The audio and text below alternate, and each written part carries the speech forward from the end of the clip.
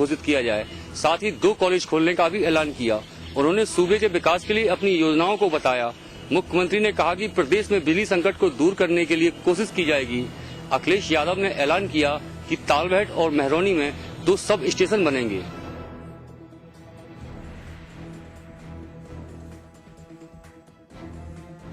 विकास किसान के लिए नीतियां बनाएंगे। प्रदेश में रोजगार का संकट है, लिहाजा इससे निपटने के लिए उद्योगों को बढ़ावा देने की बात भी कही।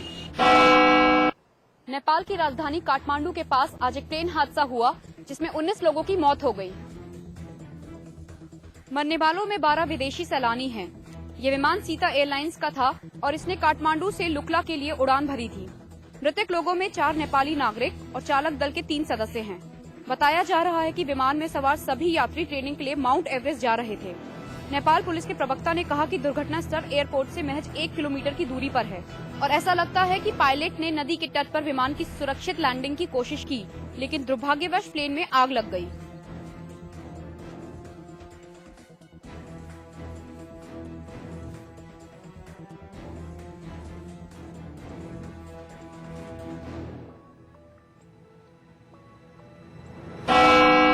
मेरठ के सरधना से बीजेपी विधायक ठाकुर संगीत सोम पर बाइक सवार 2 बदमाशों ने जानलेवा हमला किया, जिसमें वह बाल बच गए। हमले के वक्त विधायक अपने आवास के बालकनी में टहल रहे थे। इसी दौरान बदमाशों ने ताबड़तोड़ फायरिंग शुरू कर दी, जिसके बाद विधायक ने घर के अंदर भागकर अपनी जान बचाई। पुलिस ने छानबीन शुरू कर दी है और घटना स्थल से कुछ खाली खोखे बरामद भी किए हैं। वहीं मौके पर पहुंची पुलिस के खिलाफ लोगों ने नारेबाजी की और एसएसपी के साथ झड़प भी हुई। बाद में विधायक ने बीच बचाव कर लोगों को शांत कराया।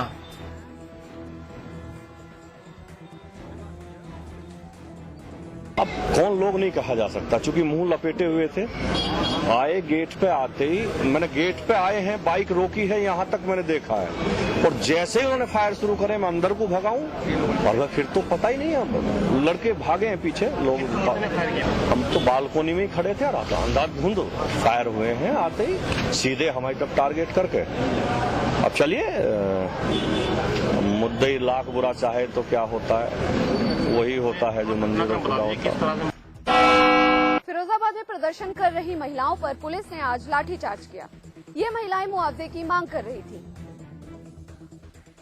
इन महिलाओं पर पुलिस का ये गुस्सा इसलिए भड़का क्योंकि कल कानपुर में 3 आशा कार्यकर्ताओं की सड़क हादसे में मौत हो गई थी।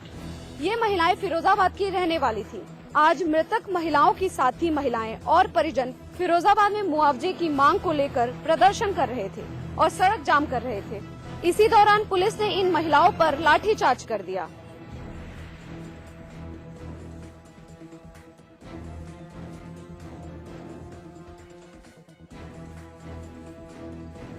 इस लाठीचार्ज में करीब 1 दर्जन महिलाएं घायल हो गयी। लखनऊ में अवैध रूप से चल रही पटाखा फैक्ट्री में हुए धमाके से 2 लोगों की मौत हो गई। लखनऊ के पारा इलाके के बादलपुर गांव के एक पटाखा फैक्ट्री में धमाका हुआ। विस्फोट में 2 लोगों की मौत हो गई। बताया जा रहा है कि मौके पर फायर ब्रिगेड की गाड़ियां देर से पहुंची, जिसके चलते आग फैल गई। राहत और बचाव का कार्य करीब 1.5 घंटे तक चला। ये फैक्ट्री अवैध रूप से चल रही थी। एजेंसी का नाम है जावेद और जो लाइसेंस इसका 2000 ये ज्यादा बेचा है। सरकार ने रेल किराए पर पहली बार सर्विस टैक्स लगाने का ऐलान किया है। ये बढ़ोतरी 1 अक्टूबर से होगी। इसके तहत एसी के सभी श्रेणियों और प्रथम श्रेणी के मुसाफिरों को किराए का लगभग 3.5% बतौर सर्विस टैक्स देना होगा। सरकार इस साल जुलाई में ही सर्विस टैक्स लगाना चाह रही थी, लेकिन तृणमूल कांग्रेस के विरोध की वजह से वो इसे लागू नहीं कर पाई। लेकिन तृणमूल कांग्रेस के अलग होने से सरकार ने एसी के किराए को बढ़ा दिया है।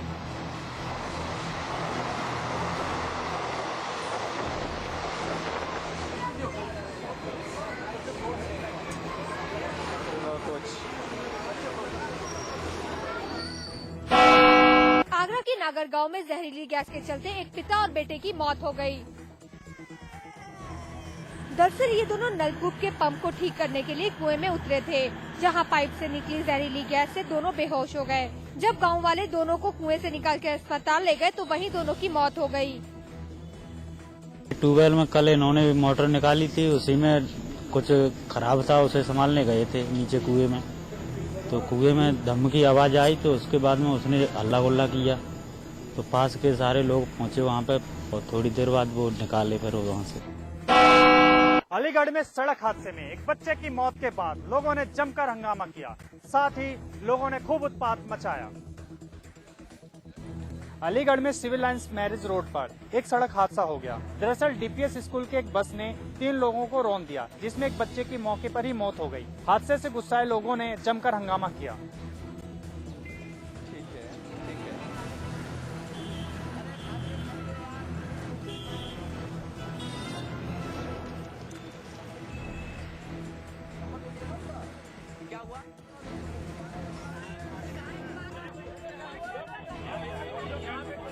मौके पर पहुंचकर पुलिस ने लोगों को शांत कराया और घायलों को अस्पताल में भर्ती करा दिया है। बरेली में शुद्ध शौचालय के नाम पर जिले में एक बड़े घोटाले का पर्दाफाश हुआ है। कागजों में शुद्ध शौचालय बनाकर करीब 1,71 लाख रुपए की सरकार को चपत लगाई गई। दरअसल प्रशासन ने इन शौचालयों के नाम पर एनजीओ को पैसे तो बांट दिए, लेकिन अब तक ये शौचालय नहीं बन पाए हैं। अब जब जांच हुई तो सूडा के एमडी और डूडा के परियोजना अधिकारी समेत कई अधिकारी लपेटे में आ गए हैं। खास बात यह है कि शहर के 11 एनजीओ ने इस काम को अंजाम देकर लाखों रुपए का गोलमाल किया है। अब प्रशासन ने इन घोटालेबाज अधिकारियों के खिलाफ FIR दर्ज करने के आदेश दे दिए हैं।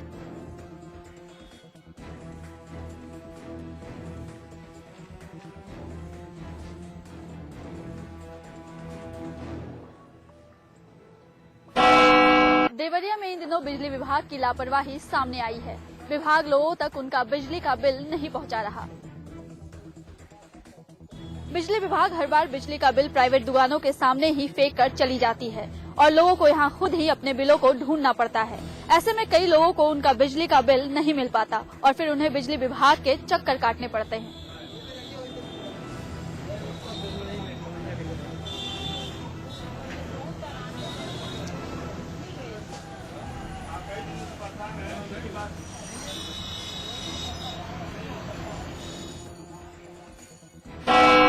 निर्देशक उमेश शुक्ला की फिल्म ओ माय गॉड का वाराणसी में जमकर विरोध हो रहा है। वंदे मातरम संघर्ष समिति और शिवसेना के कार्यकर्ताओं ने KCM पिक्चर हॉल के बाहर प्रदर्शन किया। विरोध करने वालों ने आरोप लगाया है कि फिल्म में हमारे देवी देवताओं की छवि को गलत ढंग से प्रदर्शित किया गया है, जिससे साधु संतों की भावनाओं को ठेस लगी है। विरोध करने वालों ने निर्देशक उमेश शुक्ला का पुतला जलाकर विरोध प्रदर्शन किया। प्रदर्शनकारियों की मांग है कि देश के सभी सिनेमाघरों में प्रदर्शित इस फिल्म का प्रदर्शन बंद किया जाए।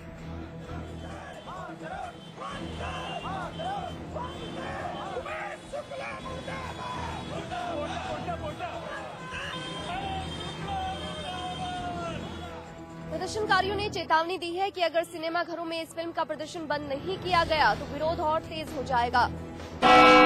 गोरखपुर में 25 अक्टूबर से स्वास्थ्य विभाग ने 108 नंबर की सेवा शुरुआत करने की कवायद शुरू कर दी है। इस सेवा के लागू होने पर लोगों को 20 मिनट में घर बैठे ही एम्बुलेंस पहुंच जाएगी। इसमें किसी भी प्रकार का शुल्क नहीं देय होगा। इस सेवा को लागू करने के लिए तैयारी जोरों पर है।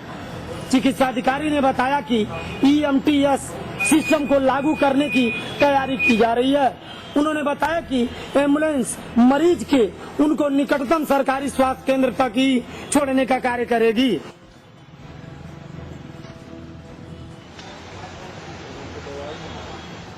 देखना अब यह है कि स्वास्थ्य विभाग की इस कार्य प्रणाली आम जनमानस के लिए कितना कारगर साबित होती है, ये तो आने वाला वक्त ही बताएगा। हल्द्वानी के हल्दूचौड़ और रामपुर रोड इलाके में इन दिनों जंगली हाथियों और जंगली जानवरों का आतंक मचा हुआ है। टांडा जंगल से सटे दर्जनों गांवों में रात के अंधेरे में जंगली जानवर गांव में घुस आ रहे हैं और ये जानवर लोगों की खेती को नुकसान पहुंचा रहे हैं। हालांकि वन विभाग की तरफ से टीम बनाई गई है, लेकिन बावजूद इसके जानवरों का गांव में घुसना लगातार जारी है। मजबूरन लोगों को पूरी रात जागकर खुद ही निगरानी करनी पड़ रही है। जंगली जानवरों की वजह से बर्बादी के कगार पर पहुंच चुके किसानों को मुआवजा देने का ऐलान तो किया गया था, लेकिन अब तक कोई मुआवजा नहीं दिया गया है। राज्यों के बारे में कल बात हुई है, ये मुआवजे के बारे में PCCR देहरादून से भी बात हुई है कि इसकी व्यवस्था भी की जा रही है। और इस मामले में वन विभाग के अधिकारी मामले पर कार्रवाई करने की बात कहकर पलना झाड़ रहे हैं। उत्तराखंड सरकार एशिया की सबसे बड़ी टिहरी झील को स्विट्जरलैंड की तरह निखारने और रामनगर में नाइट सफारी के बदौलत पर्यटन को बढ़ावा देने की तैयारी कर रही है। हरिद्वार के एक 5 स्टार होटल में आयोजित सेमिनार में एक ओर जहां उत्तराखंड सरकार की पर्यटन वेबसाइट का लोकार्पण किया गया, वहीं दूसरी ओर पर्यटन मंत्री ने विश्व पर्यावरण दिवस के मौके पर टिहरी झील और रामनगर के लिए इस योजना के लिए केंद्र सरकार से मिले 166 करोड़ रुपए की स्वीकृति दे दी।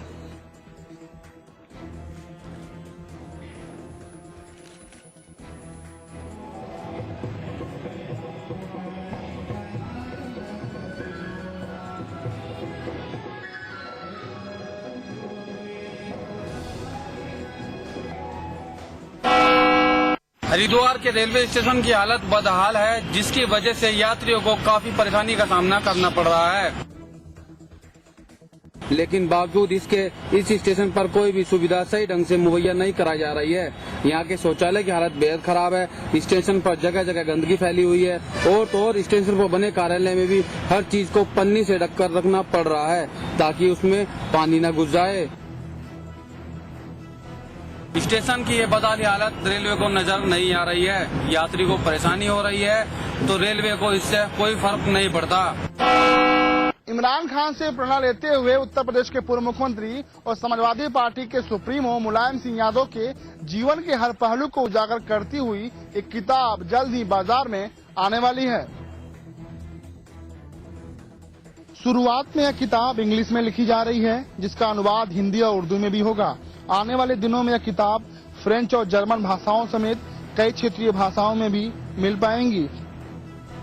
मुलायम सिंह यादव के जीवन की कहानी आप द सोशलिस्ट नाम की किताब में जल्द ही पढ़ सकेंगे।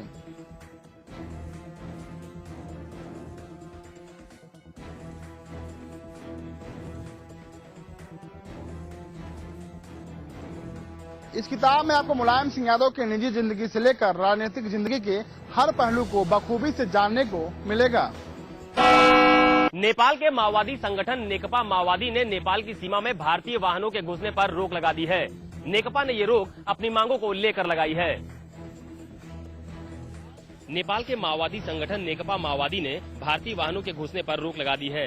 दरअसल इन माओवादियों ने अपनी कुछ मांगे रखी हैं और उन्हीं को पूरा करने के लिए ये माओवादी सीमा पर उत्पात मचा रहे हैं, जिसके चलते भारतीय वाहनों को सीमा में घुसने नहीं दिया जा रहा है। इससे सीमा पर तनाव की स्थिति पैदा हो गई है।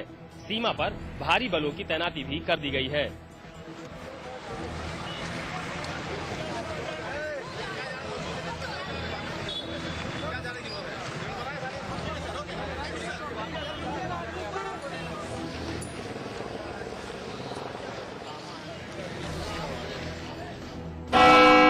NRSM घोटाले में आरोपी सौरभ जैन की पत्नी रजनी जैन ने बाबू सिंह कुशवाहा से अपने पति की जान को खतरा बताया है। सौरभ जैन की पत्नी रजनी जैन के मुताबिक बाबू सिंह कुशवाहा से उनके पति सौरभ की जान को खतरा है और इसी खतरे को महसूस करते हुए रजनी ने राष्ट्रपति तक अपनी पति की सुरक्षा की गुहार लगाते हुए एक पत्र लिखा है।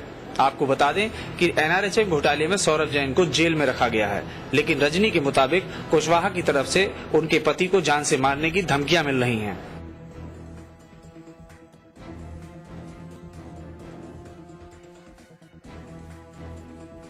हाँ, मैंने बाबू सिंह कुशवाहा के खिलाफ लेटर दिया है। वहाँ लेटर में यही दिया है कि एक तो वहाँ इनको परेशान किया जा रहा है जी, राजना में जी, इनको टॉर्चर किया जा रहा है वहाँ पर और उनसे हमें खतरा है। और मैंने लेटर में लिखवाया भी है ये चीजें कि इनसे हमें मतलब सेफ्टी मिलनी चाहिए। और मैंने सभी जगह लेटर भी भेजे हैं, सीबीआई में भी, सीबीआई के डायरेक्टर को भी भेजा है, लखनऊ भी भेजा है। प्रतापगढ़ में एक नशेड़ी ने कुछ पैसों के लिए अपने ही दोस्त को धोखा देकर उसकी नसबंदी करवा दी। जोखूमल का दोस्त नसबंदी करवाने पर सरकार की तरफ से मिलने वाले पैसे की फिराक में था, इसीलिए उसने डॉक्टर से मिलकर जोखूमल की नसबंदी करवा दी। फिलहाल मीडिया को इस बात की खबर लगने के बाद मुख्य चिकित्सक अधिकारी ने इस केस में शामिल डॉक्टरों के खिलाफ जांच के आदेश दे दिए हैं।